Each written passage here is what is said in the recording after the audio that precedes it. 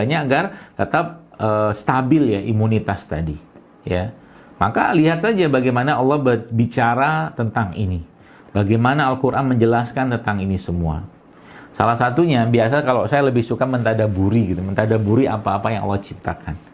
Mentadaburi, melihat dengan mata hati kita, juga dengan mata kepala kita, apa yang Allah ciptakan di atas bumi ini. Ya. Sering, misalkan contoh pertanyaan begini. Antara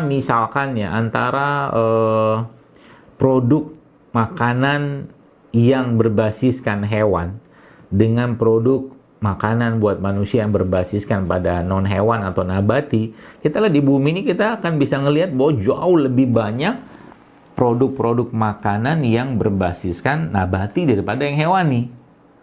Gitu kan? Jadi Allah memberikan kemudahan kepada kita untuk lebih banyak mengkonsumsi atau mendapatkan katakanlah produk-produk yang non-hewan atau nabati, ya, sayur, buah-buahan, segala macam.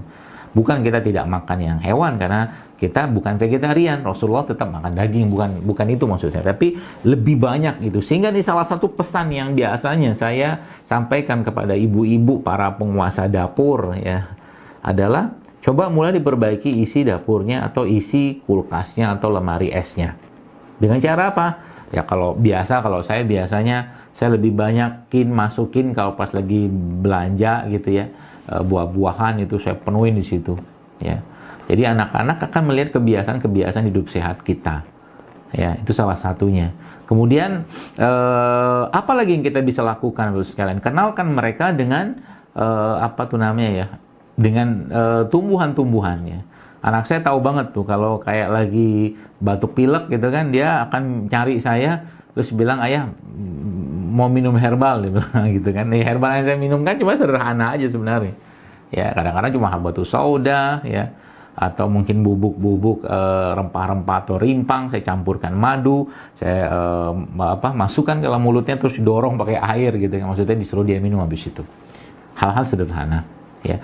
Sehingga nanti di rumah, ya sekalian, kalau kita bicara kesehatan raga ini sebenarnya simpel. Tubuh kita tuh kalau dia diberikan makanan yang dia dibutuhkan, insya Allah dia akan melakukan kerjanya sendiri. Ibarat kata mau mobil premium lah gitu kan, premiumnya disuplai terus untuk bisa menggerakkan mesin gitu kan, maka mobil tadi bisa jalan. Tubuh manusia juga sama.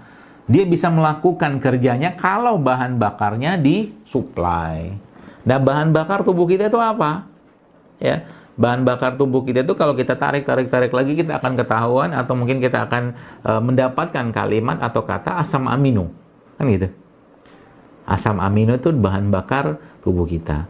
Dari mana kita dapatkan asam amino? Ya, asam amino itu dari semua, ya, banyak produk-produk yang berbasiskan asam amino. Tapi yang paling saya biasanya itu paling mudah kita ingat adalah madu dan kurma. Ya, madu dan kurma. Maka madu dan kurma itu jangan pernah hilang atau jangan pernah tidak ada di rumah Anda. Ya. Karena itu sebenarnya dia bukan cuma sekedar makanan, tapi dia juga bisa berperan sebagai obat sebenarnya. Ya, bisa berperan juga sebagai obat. Ya, itu salah satu contohnya. Kemudian apa lagi Bapak sekalian? Siapkan di rumah.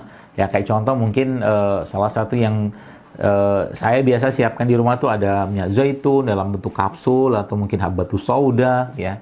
Itu cara ikhtiar kita. Pertanyaannya, apakah itu akan menjamin seseorang atau kita di rumah itu terus-menerus sehat? Ya jelas tidak lah, karena memang kalau sudah takdirnya sakit tetap sakit. Cuman kata Umar, ya, hidup kita tuh pindah dari satu takdir ke takdir yang lain. Ya, bisa saja tetap kita kena sakit, tapi dengan ikhtiar tersebut, ya, kita minta kepada Allah agar dijauhkan dari penyakit-penyakit yang bermasalah. Kayak sekarang gitu kan, salah satu yang saya kerjakan, kalau Anda mau contoh silakan. Dan sudah pernah saya posting juga tuh sebenarnya di IG, Instagram. Itu menguatkan sistem imun. Jadi kayak sekarang menghadapi COVID atau mungkin pandemi seperti sekarang ini, apa harus kita kerjakan? Udah kuatkan sistem imun aja. Pertanyaannya, sistem imun kita dikuatkan gimana? Kita harus tahu dulu di mana markasnya sistem imun kita. Oh, ternyata by science, ya, malah ilmuwan-ilmuwan itu menyebutkan bahwa ternyata markasnya sistem imun kita itu ada pada perut atau pencernaan atau usus kita. 80-90% sel-sel imun kita dibuat di sana. Maka beri mereka makanan. Ya, makanannya seperti apa? Ya habbatus sauda, ya madu, ya kurma, ya rempah, ya rimpang. Ya. Makanya biasa kalau saya salah satu ikhtiar saya yang saya kerjakan menghadapi keadaan seperti sekarang untuk lebih kuat imun saya gitu kan, ya saya ambil air putih gitu, kemudian saya masukkan madu, lalu saya campurkan, tambahkan sedikit dengan probiotik ya, mungkin cairan-cairan probiotik tersebut seperti itu, lalu saya minum dengan habatus sauda. Jadi habatus sauda mungkin 3 atau 5 kapsul saya minum pakai air tadi ya. Dan itu saya kerjakan juga buat anak-anak di rumah ya, menghadapi keadaan seperti sekarang, sehingga nanti karena ngerti bahwa konsep imunitas itu dibangunnya dari perut atau pencernaan, maka berilah mereka makanan ya.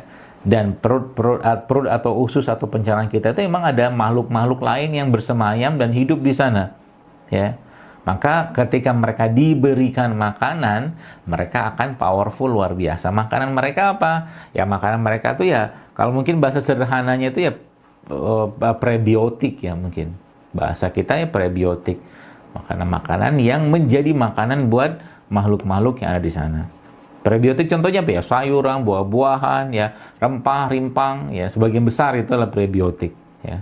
Sebagian besar adalah prebiotik. Maka di saat wabah seperti sekarang ini, Bapak sekalian, atau kalau kita mau bicara tentang kesehatan keluarga, sayuran, buah-buahan, ya, makanan-makanan seperti itu tuh menjadi pilihan utama kita di keluarga. Jadi kenalkan anak-anak dengan buah-buahan, kenalkan anggota keluarga dengan buah-buahan, sehingga nanti mereka tiap hari itu minta buah, ya.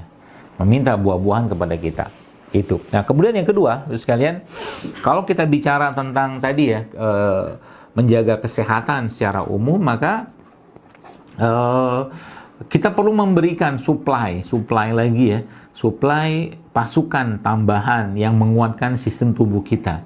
Yang kita kenal dengan tadi probiotik. Tadi prebiotik, ini probiotik. Probiotik itu adalah makhluknya. Ya, makhluknya. Jadi subhanallah ya. Jadi kalau kita sudah memahami ini, maka sebenarnya gampang sekali sebenarnya, nggak usah terlalu panik. Saya pribadi ya, jujur ya, bukan saya tidak mengikuti aturan, tapi kalau saya untuk cuci tangan itu karena saya lebih memilih untuk mencuci tangan menggunakan bahan-bahan alami gitu loh.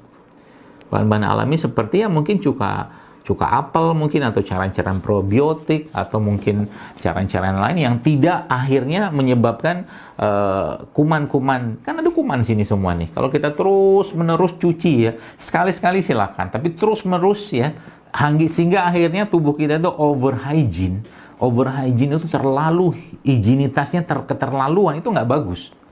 Dan itu ada studinya, anak-anak di Harvard pernah dilakukan studi, saya pernah lihat videonya, itu ternyata yang over hygiene, yang terlalu bersih ya, itu ternyata nggak sehat.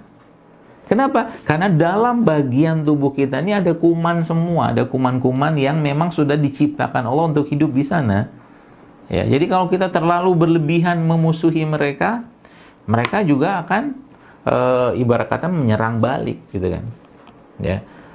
Jadi kalau sudah memahami ini, maka kita ambil celahnya di mana yang kita bisa kuatkan mereka, dan itulah dikenal sebagai probiotik ya, bakteri-bakteri yang nanti bisa meningkatkan sistem imun kita. Ya. Banyak sebenarnya ya jenis-jenis probiotik itu. Ya, kalau makanannya mungkin Bapak Ibu sudah tahu lah, Indonesia punya tempe, ada tape, ya, apalagi itu ya. Pokoknya makanan-makanan yang sifatnya difermentasikan, ya, menggunakan ragi. Ya, kalau mungkin luar negeri ada miso, ada kimchi, ada macam-macam tuh, ya, seperti itu. Jadi kalau sudah ngerti konsep ini, maka insya Allah akan mudah sekali kita menjaga kesehatan keluarga. Dan ternyata memang kalau tadi bicara tentang kebahagiaan, nah gitu kan, ada ibu sehat keluarga bahagia.